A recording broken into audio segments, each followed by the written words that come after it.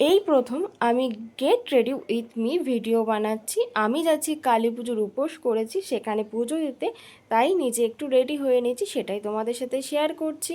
প্রথমে আমি একটা রোজ টোনার ইউজ করেছি, তোমরা গোল্ড টোনারও ইউজ করতে পারো। তারপর একটা ময়শ্চারাইজার, তারপর আমি একটা প্রাইমার ইউজ করে নিচ্ছি।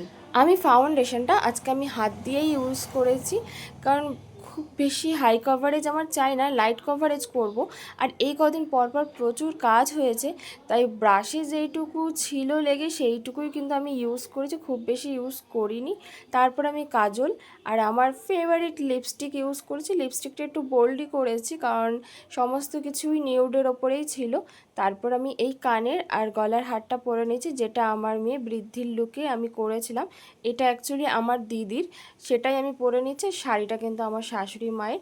তোমরা কি আমার এই রকম ভিডিও আরও দেখতে চাও? তোমাদের কি আমার লং ভিডিও ভালো লাগে না শর্ট ভিডিও ভালো লাগে, প্লিজ কমেন্টে জানিও।